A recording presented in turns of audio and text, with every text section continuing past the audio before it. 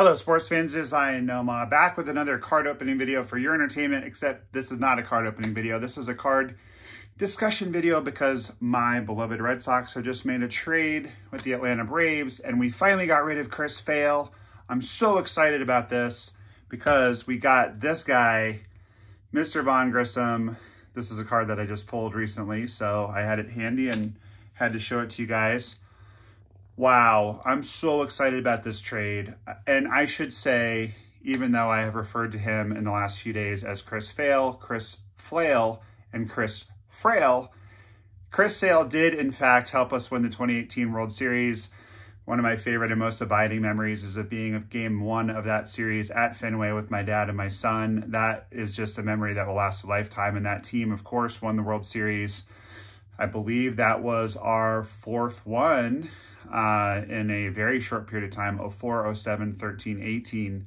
So to win 4 World Series championships in 14 years, boy, that was pretty amazing. And it feels like such a long time ago. It was 5 years ago. And I think this is a really big step. I think Craig Breslow is finally making some good moves. I like the Lucas Giolito signing. I like the trade for Vaughn Grissom. So let's talk about it a little bit. So Chris Sale, of course, 6-time All-Star. He also 6 times finished in the top 6 of Cy Young voting.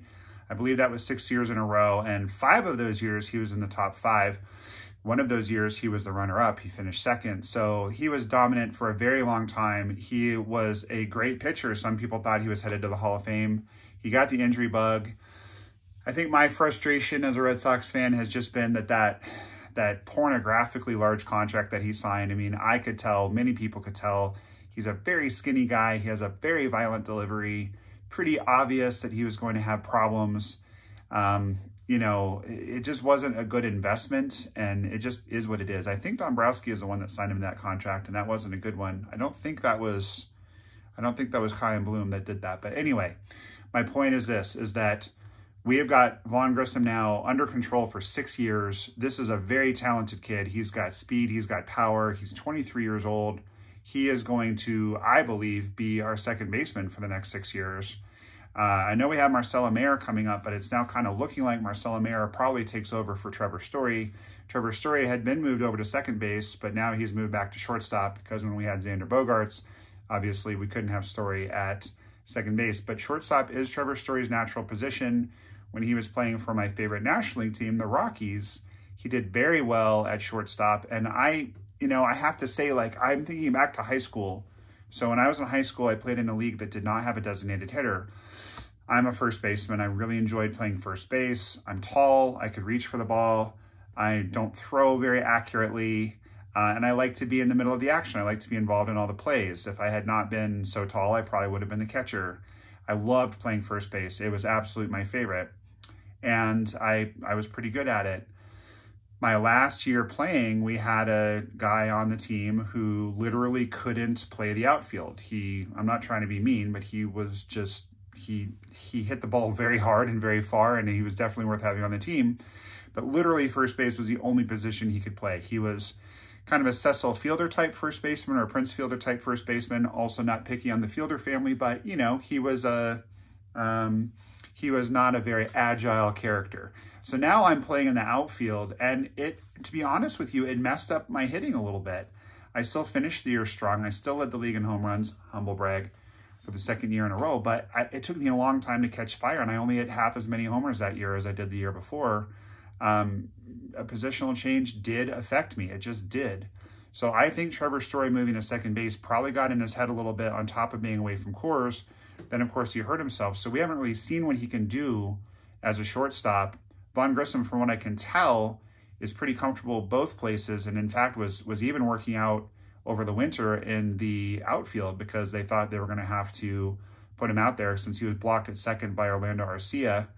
And so, you know, you can't stick him there. He's blocked at shortstop by Ozzie Albies, so you can't stick him there either. Now, I think this is a classic win-win trade. I'm excited about this one. I think that even if Vaughn Grissom becomes a star, I don't think the Braves will regret it because they have nowhere to put him, and he's too good to be in AAA.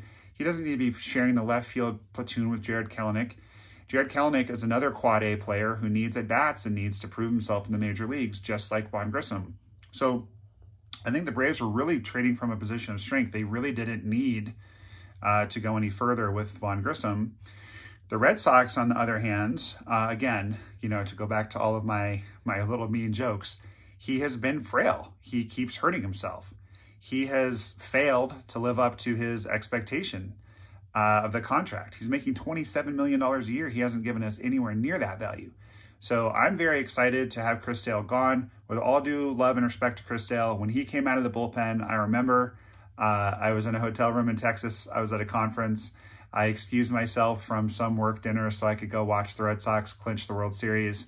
When he came out of the bullpen, I mean, what an iconic moment. And he was such a beast. I mean, 6-time All-Star, you can't hate the guy, but it was a terrible signing on the part of the Red Sox, and he just hasn't lived up to it. So I'm actually glad to see him go. I think that he might do very well for the Braves. The Braves have a really stacked rotation. He can take a place of being the number 3 or 4 starter after Fried and Strider. And I think that he's going to do well. I think they can really limit his innings. They have a better bullpen.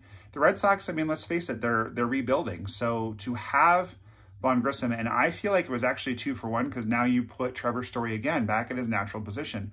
If they'd gotten a shortstop, I think it would have continued to mess with Trevor Story's head because he clearly doesn't like playing second base. I mean, I haven't talked to him about it, but that's what I'm inferring from my own personal experience and just from being a lifelong baseball fan. You see people change positions. Often it gets in their head. Shortstop is really, you know, in many respects, the captain of the infield. It's the position that sees the most action. It's a very important position as far as turning double plays. And, you know, most right-handed pull batters are hitting to the shortstop, not to the second baseman. So farther to throw to first. I mean, it's a difficult position to play, but I think that he loves it. I think that he's a competitor, and I think that that's what he wants to do.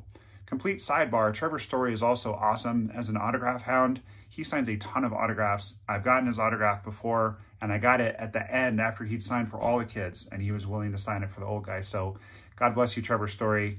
When I was at the Astros Red Sox game where I met Garrett Whitlock and chatted with him for a while, and where Tristan Casas threw me a baseball, it's the ball to the left on my stage whenever you guys are watching. The one on the right I got from Brandon Pfaadt before the NLCS game that he pitched. So those are both really cool, important balls to me. But anyway, at that game, he was signing like crazy. I didn't get him because he had to go play, but he signed a ton. So he's just an awesome guy. I'm happy for Trevor Story that he gets to go back to shortstop. Hopefully he comes in really healthy. Hopefully he can mentor Vaughn Grissom. Vaughn Grissom's got speed and power. He's not great defensively, which again is why it's better to stick him at second. I just think this is a win-win for everybody. Yes, the Red Sox need pitching, but they just signed Lucas Giolito, so it's kind of like, would you rather have Lucas Giolito and Vaughn Grissom or have Chris Sale? And furthermore, would you rather have Lucas Giolito and Vaughn Grissom and Trevor Story playing his natural position? I feel like with this light shining in, it's like the heavens are saying, yes, he's right about all this. Sorry about that glare, guys. So I'm going to wrap it up there. I'm going to say just very, very briefly, for those of you not aware, Lucas Giolito was with 3 teams last year. He did great before the All-Star break, and then he did terrible after the All-Star break.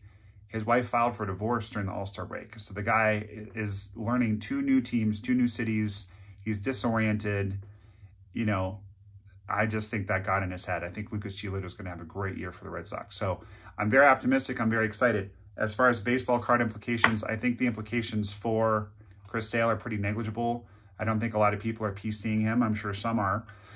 Now, if the Braves go deep into the postseason, which they very well could, they're the second best team in Major League Baseball after the Dodgers, and he stays healthy and does well, sure, you could see a bump in his higher end cards and, you know, his, you know, early rookie cards and early autos and things like that. You could see a bump, but I think it's going to be pretty negligible. For him, if he goes and proves himself and does what he's supposed to do, I mean, I am buying Vaughn Grissom right now. And I'm sure a lot of people are, but if you can catch someone snoozing on him, you get a good deal on eBay, you get a good deal in a trade, go for it. I'm going to try to get some Vaughn Grissom autographs. I'm going to go heavy on Vaughn Grissom because obviously I'm a homer, but also, yeah, he's Vaughn Grissom. And I think he's going to do real well. All right, well, I can't hold this shade any longer. By the way, I have to show off, oh yeah, my USA team jersey that I got for Christmas. I'm recording this on New Year's Eve. I'm probably going to post it now because everyone's excited about this trade. So very, very happy New Year to all of you. one of the very best things about my year has been starting this channel and getting all the support and getting to connect with all of you guys and making so many new friends. I hope the videos make you happy. They certainly make me happy. I'm very passionate about baseball cards, as you probably know, and about the sport in general. So we're gonna have an awesome year. I'm hoping we'll get up to 2,000 subs by the end of the year. If you haven't subscribed yet, what are you waiting for? Please do so. And please make sure to like the video and tell your friends about the channel. I greatly, greatly, greatly appreciate it and can't wait to share this year with you guys. So thank you so much for watching. Please let me know in the comments what you think about this trade. I also have a poll up about the trade, and at the moment it seems the Red Sox are winning in the poll as far as who got the better deal, but this is one of those trades where I think both sides win. So thank you so much. Have a great rest of your day. And put a big smile on your face because baseball cards are awesome and Noma loves you.